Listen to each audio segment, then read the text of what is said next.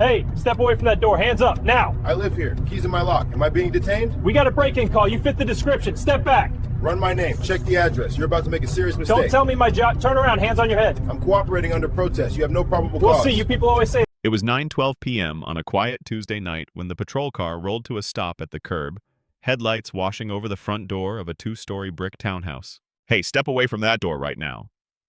The voice was sharp, amplified by authority and suspicion. The black man standing on the porch froze with one hand still on the key in the lock. He turned slowly, calm, deliberate, the kind of calm learned from years of surviving moments exactly like this. "I live here," he said evenly. "I am unlocking my own door." The officer stepped closer, boots heavy against the concrete. His hand hovered near his holster, not touching it, but close enough to be a threat.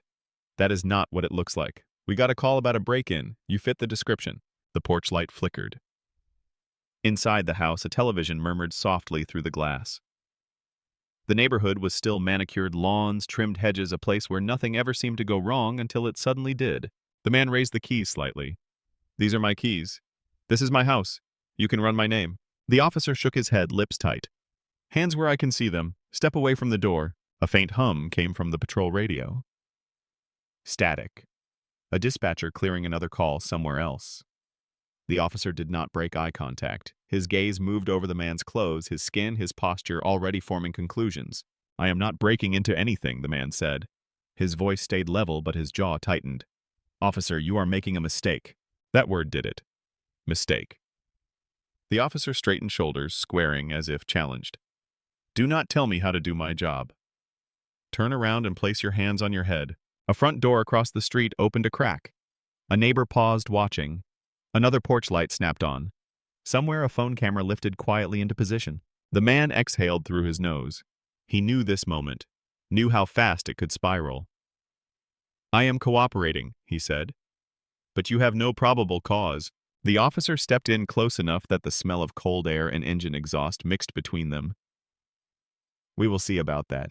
You people always say that, always." The words hung there, heavy, undeniable. Metal clicked as the officer reached for his cuffs. The sound cut through the night like a warning bell. The man looked once at his front door, the door to the home he had earned, paid for, defended in courtrooms across the city. He lowered his hands slowly, choosing survival over pride, even as injustice settled in his chest.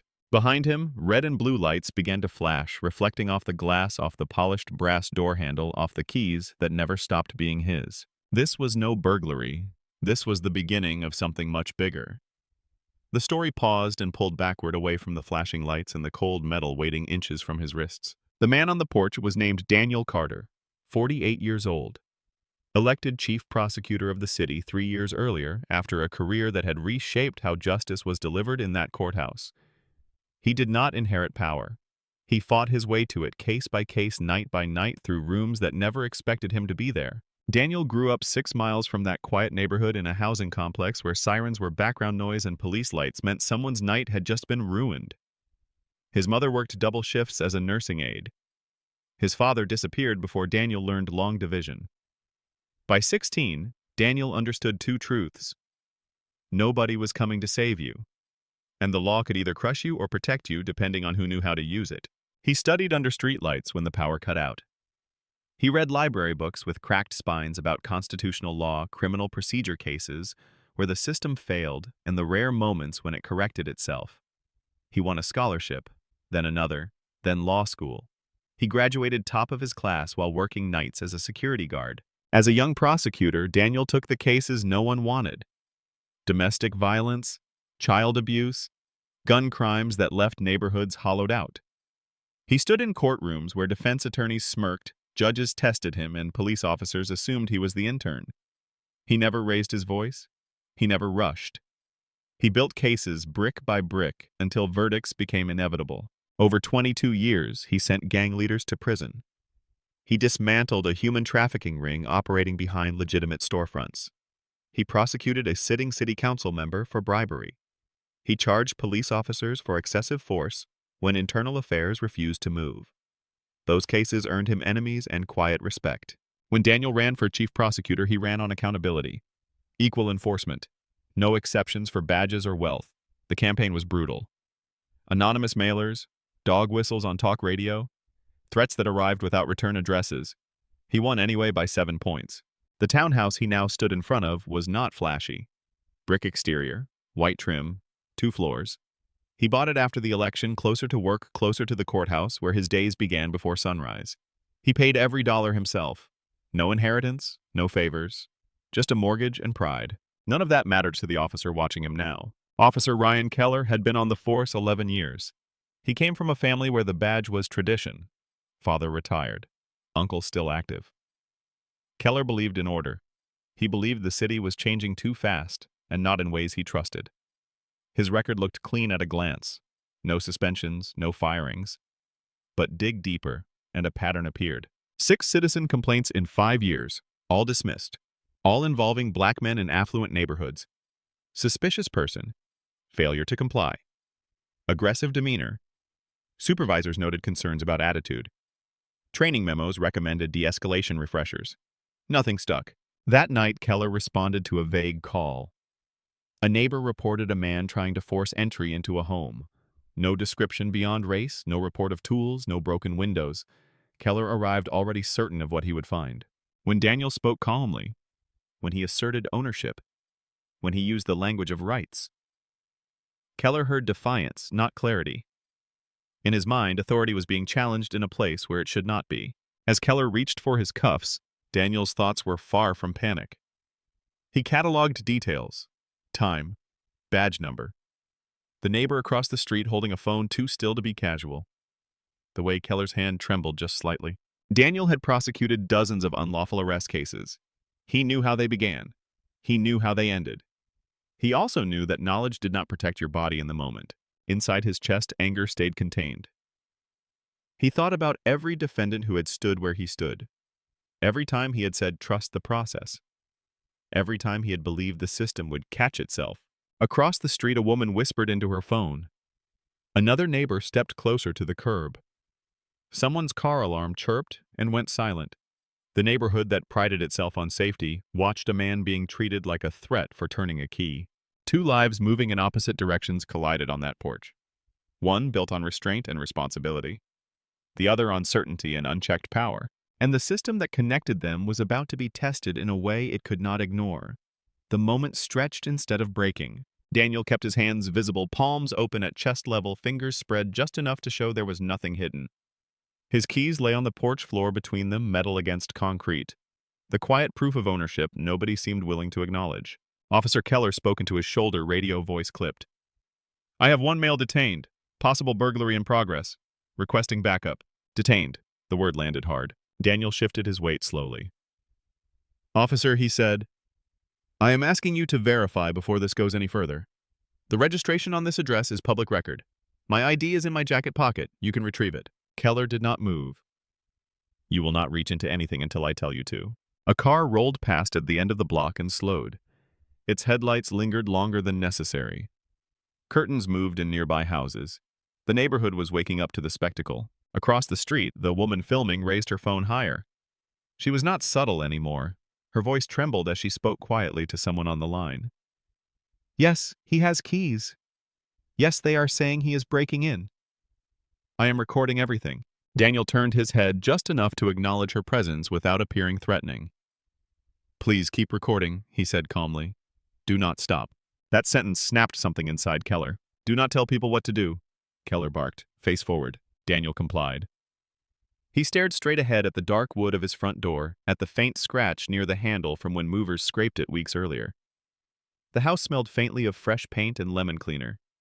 Normal. Lived in. His. Backup arrived faster than expected. Another patrol car slid into place, lights flashing red and blue across the brick facade. A second officer stepped out, younger eyes darting from Daniel to Keller to the phones now clearly visible in multiple hands. "What do we have?" the second officer asked. "Suspicious subject attempting to gain entry," Keller said without hesitation. The younger officer looked down at the keys on the ground. "He has keys." "People steal keys," Keller replied. "Or break locks. Happens all the time." Daniel spoke again, measured, but firmer now. "Officer, I am the homeowner. I am also the elected chief prosecutor for this city. I am asking you to stop and verify before you escalate this." The younger officer blinked. "Did you say chief prosecutor?" Keller laughed once, sharp and dismissive. "Everyone has a story. Everyone claims to be something. Daniel turned his head, slowly, eyes steady. My name is Daniel Carter. You can call the courthouse. You can call the district attorney's office. You can call your supervisor. For a split second, doubt crossed the younger officer's face. He glanced at Keller, searching for a cue. Keller stepped closer to Daniel, lowering his voice. You are making this worse for yourself. People who cooperate do not talk like this. Daniel felt the familiar weight of the moment settle in his chest. He had heard this logic before. In interrogation rooms, in body camera footage, in testimony after the fact. Cooperation defined as silence. Compliance defined as submission. A man down the block called out, He said that is his house. Why don't you just check? Keller spun toward the voice. Sir, stay out of this. Another neighbor spoke up. You have his keys right there. Phones were everywhere now. Screens glowing. Red dots blinking. The crowd had formed not with shouting, but with attention. The most dangerous kind. Keller felt it slipping. Control, narrative, authority. He took a breath, jaw tightening. Turn around, he ordered. Hands behind your back. Daniel did not move immediately. Not out of defiance, but calculation. He looked at the younger officer. If you do this, he said, you are responsible for what comes next. The younger officer hesitated. Keller did not. He grabbed Daniel's wrist and twisted it back. The suddenness drew gasps from the crowd. The porch light shook slightly as Daniel was turned toward the door chest pressed briefly against the wood. I am not resisting, Daniel said clearly loudly for the cameras. I am complying. Cold metal closed around his wrists. The sound was unmistakable. Final, heavy. The woman across the street swore under her breath. Someone else said, This is wrong. A car door slammed as another neighbor stepped out to get a better angle. Keller guided Daniel down the steps, firm grip on his arm. You are being detained until we sort this out. Daniel walked carefully, shoulders straight, refusing to stumble. His cuffs bit into his skin. He memorized the pressure, the angle, the time. As he was placed beside the patrol car, Daniel looked back at his house. The porch light still on, the keys still on the ground where they had fallen. He met the eyes of the crowd. Remember this, he said. Remember what you saw. Keller shut the car door harder than necessary. Inside the vehicle, the air smelled like vinyl and old coffee. Daniel stared forward, breathing slow. Outside, the night buzzed with whispers, phones, judgment. The line had been crossed, and there was no walking it back. The cuffs tightened as Daniel was guided into the back seat. Not slammed, not rushed, just enough force to make a point.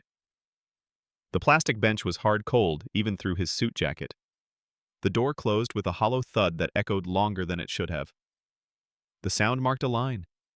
Before and after. Red and blue lights pulsed through the narrow rear window, washing over the interior in slow waves. Daniel's hands rested awkwardly behind him, wrists angled just enough for the metal to bite deeper with every breath. He adjusted carefully, minimizing movement, already thinking like a plaintiff. Outside voices blurred into a low murmur. Keller spoke with the younger officer, gesturing once toward the house, once toward the car. The younger officer nodded but did not look convinced. Across the street, the woman filming did not lower her phone. Neither did the man beside her. The crowd had grown quiet, not satisfied, not entertained. Witnessing. The patrol car pulled away. The neighborhood slid past the window in fragments. Lawns, mailboxes, American flags hanging motionless in the night air. A place built on the idea of safety now shrinking behind him. Daniel focused on breathing evenly. In through the nose, out through the mouth. Panic helped no one. In the front seat, Keller said nothing. The radio crackled softly. Dispatch asked for a status update.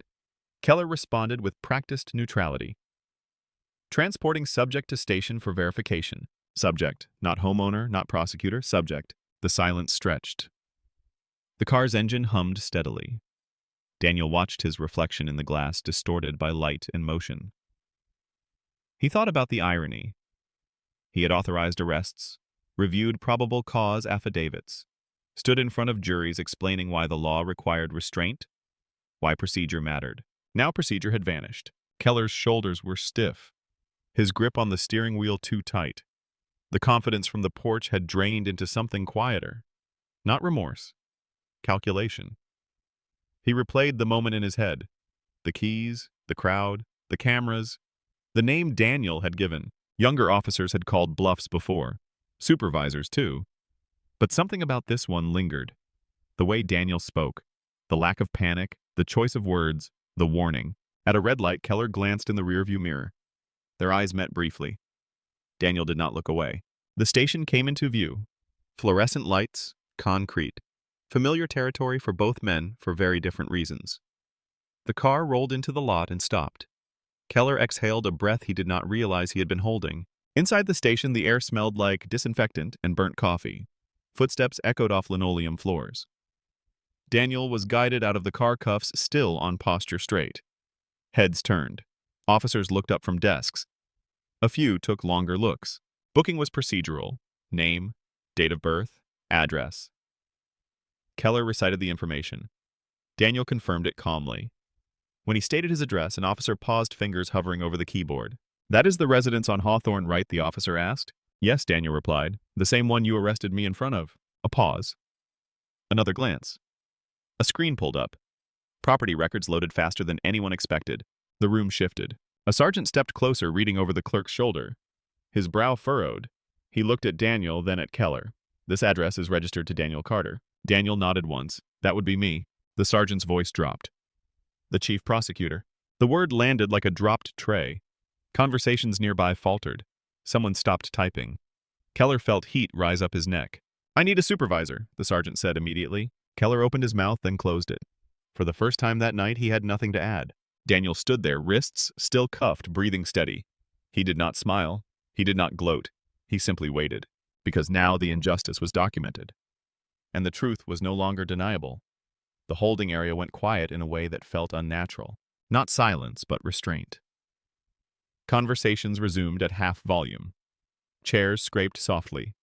Eyes avoided Keller, then returned to him, then looked away again. The sergeant straightened his posture as if the room itself had shifted into a different set of rules. "What did you say your name was again, sir?" the sergeant asked, already knowing the answer. "Daniel Carter." The sergeant nodded once and turned to the computer. His fingers moved quickly now, purposeful. He pulled up the internal directory, then another screen. A photograph loaded. Official, recent. Daniel in a navy suit standing behind a podium with the city seal behind him. The match was undeniable. The sergeant swallowed, removed the cuffs. For a fraction of a second, Keller did not move. "Sergeant, I was acting on a call," Keller began. "Suspicious activity. The subject was uncooperative." The sergeant cut him off without raising his voice. "Remove the cuffs. Now." The metal unlocked with a sharp click. Daniel rolled his wrist slowly, blood returning in a dull ache. Red marks circled his skin, already beginning to darken. He said nothing. He did not need to. A lieutenant entered from the hallway, drawn by the shift in tone.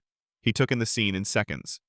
Daniel standing uncuffed, Keller rigid, the property record still glowing on the screen. "Is this him?" the lieutenant asked quietly. "Yes," the sergeant replied. "It is." The lieutenant closed his eyes for half a beat. Then he opened them and stepped forward. "Mr. Carter, I am Lieutenant Harris. On behalf of the department, I apologize for what has happened tonight."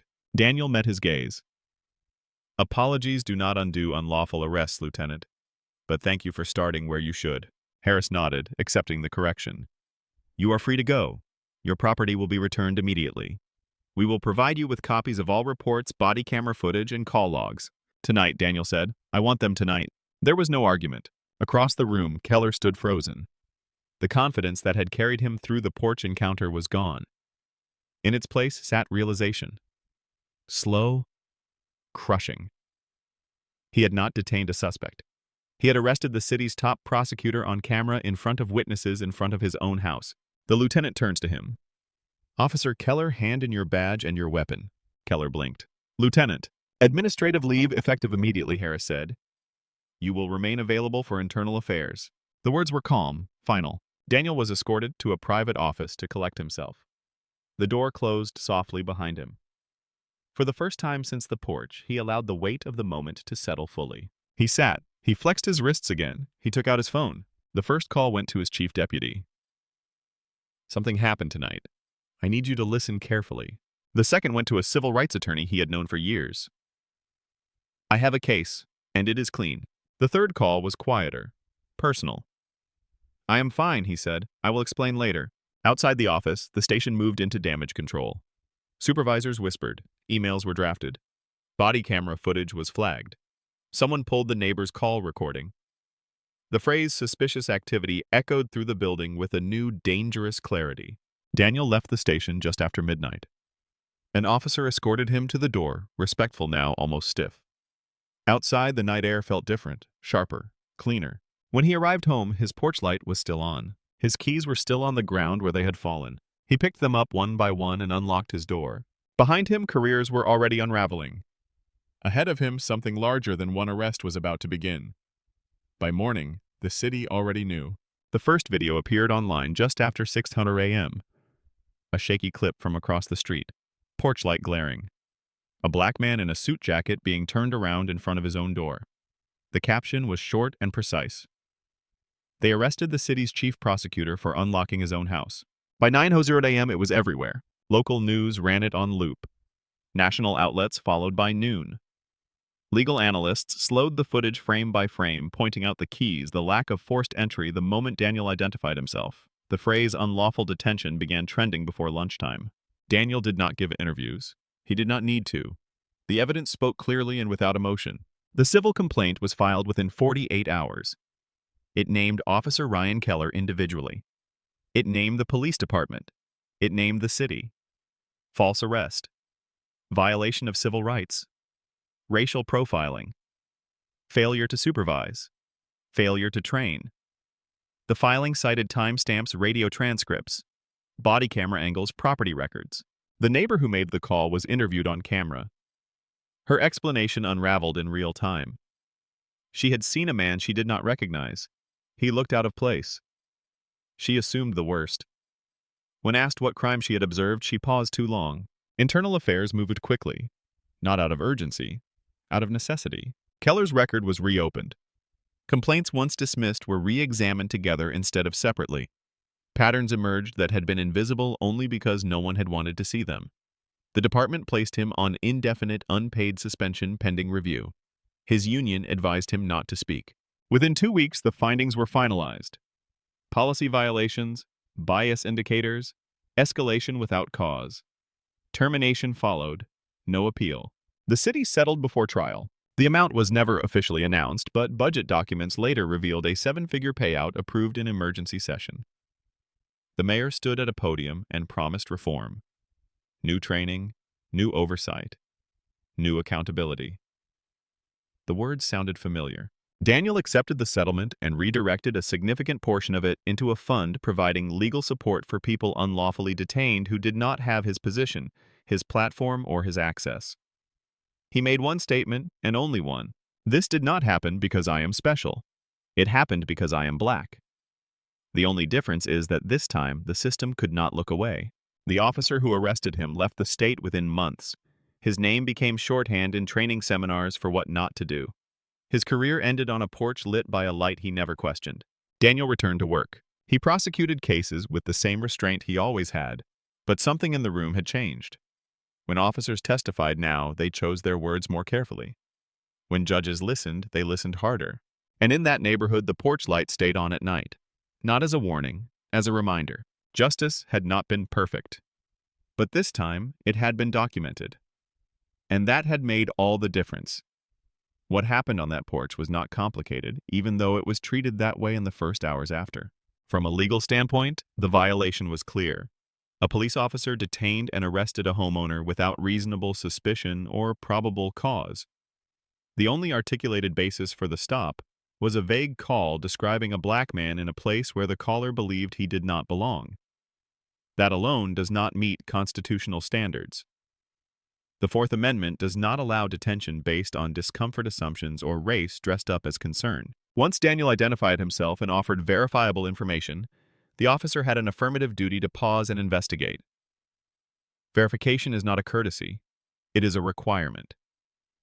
Continuing to escalate after contradictory evidence appears transforms a stop into an unlawful seizure. Handcuffing him crossed the line from mistake to civil rights violation. But law is only one layer of the story. The deeper issue was psychological and social. Bias does not announce itself with slurs or shouting. It often appears as confidence. The certainty that you know what you are seeing. The belief that your instinct is enough. In this case, every calm explanation from Daniel was interpreted as deception.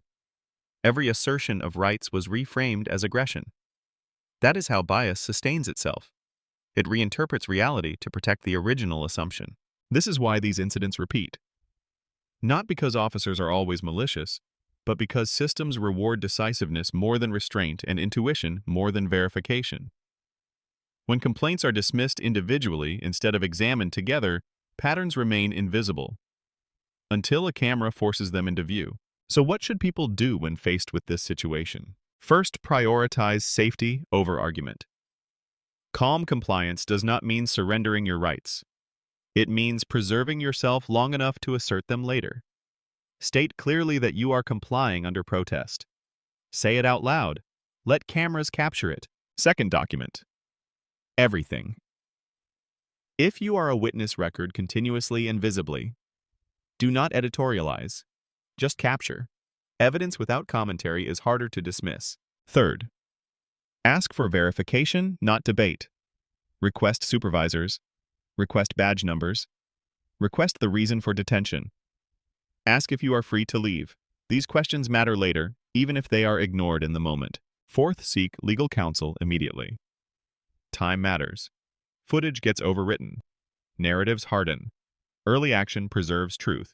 Finally, understand this. Daniel Carter's outcome was not typical because his experience was rare. It was not. His outcome was rare because his position forced accountability. Most people do not have that leverage. That is why public attention matters.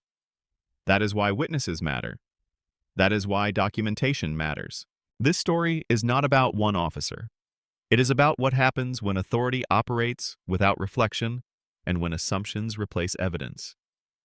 It is about how quickly normal life can turn into accusation and how easily dignity can be stripped away. The porch light in this story stayed on for a reason. So the question is not whether this could happen again. It already has many times. The question is whether the next time someone is watching recording and willing to remember,